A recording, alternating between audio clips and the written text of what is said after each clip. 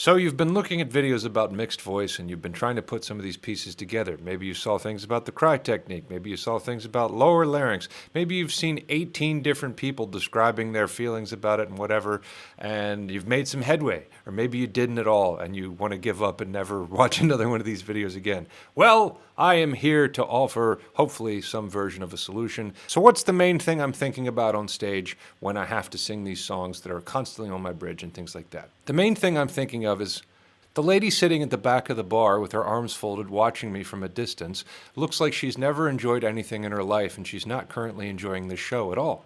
I've seen you at multiple shows. How are you showing no expression and watching me perform for hours at a time? This is the weirdest thing ever. You're a weird person. I don't like it. That's one of the main things I'm thinking of. But let's get on to mixed voice. So the main thing I am thinking about, are you ready? Is airflow. The voice has to get smaller as we go higher.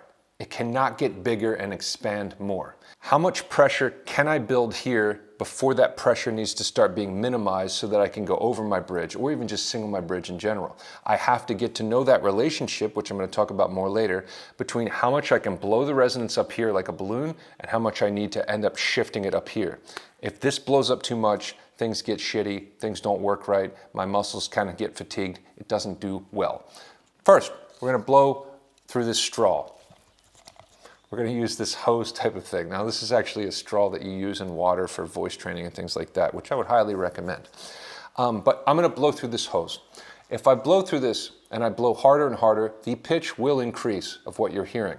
But if I did that harder and harder and harder, say I used an air compressor, at some point, the weakest part of this is going to give and explode, basically give up. It can't hold the pressure anymore. This is very similar to the body. The more pressure we use, the more it's gonna keep expanding, which is kind of good. But again, the more pressure you use, the more pressure you need to use. As I always say to students, it's kind of like pushing a snowball up a hill. It's only gonna get bigger and worse. The more you're forcing, the more it's gonna get worse. Anyway, simple thing to listen to here. Can you hear that? So we have, now I'll push more air through. So we hear, it is increasing, right? Now, what can I do to make that easier? I can actually pinch this hose so that I'm using less air, and then I can actually really minimize how much airflow I'm using and control the pitch much more accurately and make it go up way higher. So here's normal. Here's starting to pinch.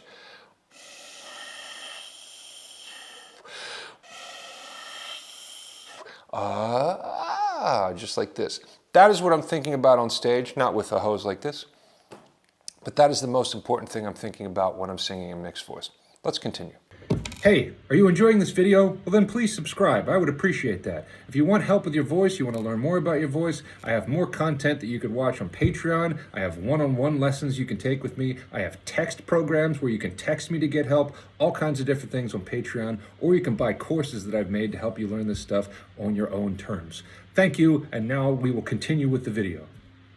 I want to give you a couple things to think about here in terms of practice, especially if you're frustrated and this stuff isn't working and the cry technique and all that stuff. This stuff is all very important. It is all very important pieces of the puzzle.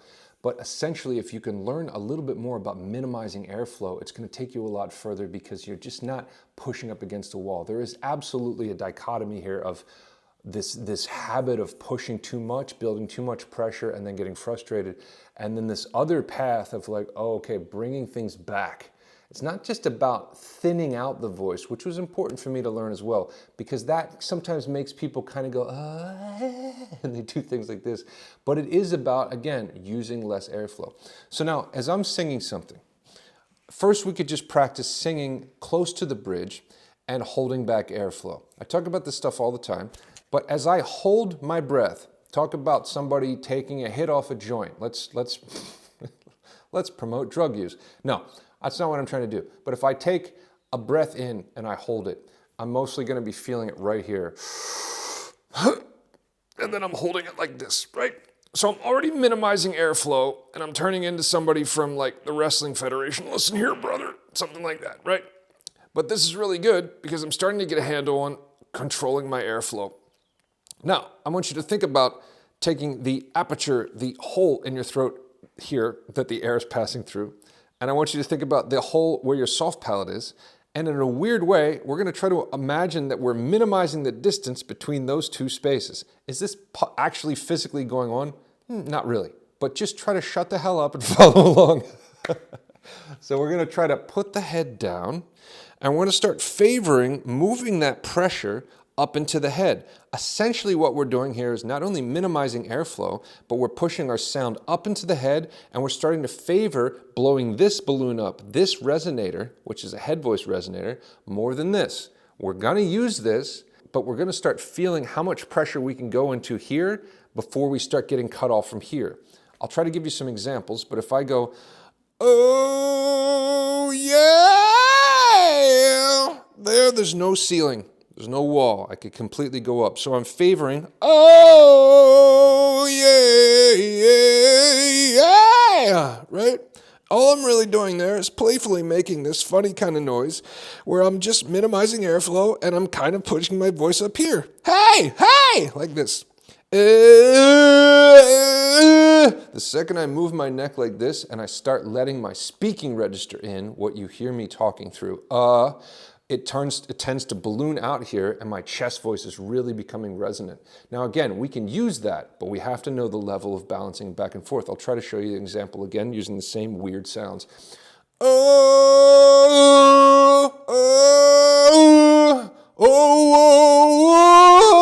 I'm hitting a wall there, so I need to know, oh, yeah. And again, I want to get to a place where whatever note you are singing, some prick like me is going to come by and say, okay, can you do it a half step higher? What about a whole step higher? If you know mixed voice, you're figuring this out, you should be able to rise from the note. That is singing correctly, that is singing openly, that is singing the right way. And you should be able to monitor yourself with that and be like, am I doing this correctly? Well, Sterling said I should be able to sing. Yes, you should. So you shouldn't be locked in and hitting a bridge and have that one more note and you're like, I can't do it. So these are things to check in with. Let's go do a couple scales and a couple exercises. I'm trying to keep this video short, but we'll try to do a couple things to tie this together. So now one of the first ways, I want to mention these, I don't use these too much in my videos and stuff, but you can get yourself a set of straws. There are some ridiculously overpriced versions of these things that you can try to buy if you want to, $50, $60. I wish I could put I can actually, but I wish I could put my name on the side, Sterling R. Jackson singing straws, and then be like, pay me $70 for a couple metal fucking straws, and then just, hawk that all the time like it's the most amazing thing. It's not, but it's a great learning tool. So I'll show you, first of all, if we use something like a straw. One of my students recently just grabbed one from a Capri Sun. Good enough, bro. It doesn't need to be metal, it doesn't need to be special, but it does help to have different sizes for different pressures. First of all, as I push through this, I want to get to know either building pressure here or transferring that energy over to my nose. Watch my physical body and watch how this is ballooning. So that's okay, great exercise. But now watch as I transfer that energy over to my nose. Oh, that's just like moving back and forth from head to chest, right? Sort of, but again, I'm getting to know how to balance that out, and these are helping me do that. This is a skinnier straw. Now that's pure mixed voice. Oh, I'm gently gliding back and forth. There's no bridge there. Again, is a totally different experience. All that pressure could not make it through this hose. Whatever, the straw. So now, let's come to some exercises. So now first, let's come right here to middle C. I want you to start holding your breath, and I want you to start favoring pushing that resonance up here. You can think about it like nasal. I would rather you not think about too many things. I would rather you just thinking about holding breath back.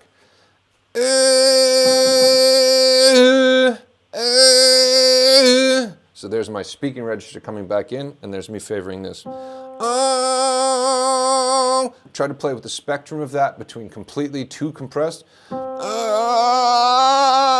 Oh, and then you'll start hearing cry and all that kind of stuff kick in, which is just a matter of holding back in.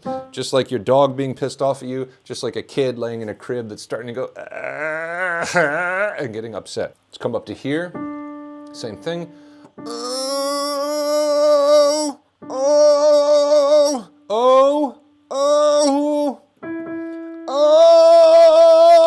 see if you can make that connection, see if that siren is possible. Oh! And again, just holding back. Feel it right here first. You can set yourself up if you want. Oh! Oh! Oh! We don't need a very strong glottal stop. We just need to make sure we're setting ourselves up with that. Now, like I said, moving fast. Just like this with nay. We're going to be very nasal, but we're just going to be cognizant of holding back that breath and trying to meet this here. Almost like you're bringing your larynx down to your sternum. Nay, nay, nay, nay, nay. Nay, nay, nay, nay, nay. Nay, nay, nay, nay, nay. Nay, nay, nay, nay, nay. Nay, nay, nay, nay, nay. Nay, nay, nay, nay, nay. Nay, nay, nay, nay, nay. Nay, nay, nay, nay, nay. Nay, nay, nay, nay, nay.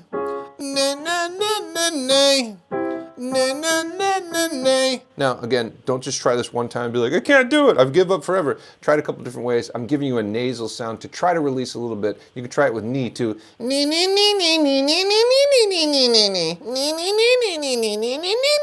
Like that. Now we're going to try to open the throat more and make it a little bit more powerful. Same scale, but with whoa. Whoa, whoa, whoa, whoa, whoa. Whoa, whoa, whoa, whoa, whoa. Whoa, whoa, whoa, whoa, whoa. Whoa, whoa, whoa, whoa, whoa. Whoa, whoa, whoa, whoa, whoa. Whoa, whoa, whoa, whoa, whoa. Whoa, whoa, whoa, whoa, whoa. Whoa, whoa, whoa, whoa, whoa. Whoa, whoa, whoa, whoa, whoa. Whoa, whoa, whoa, whoa, whoa.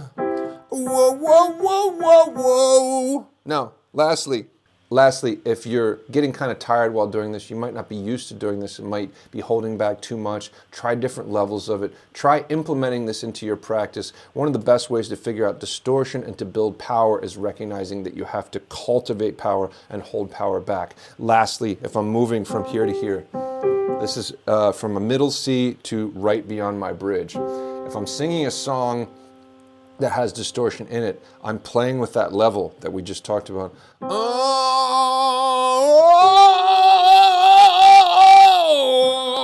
whoa! If I go too big down here, whoa! My distortion is completely done. My voice is going to be more tired. Everything's going to get shittier. But you heard how easily I was kind of going over my bridge and building power.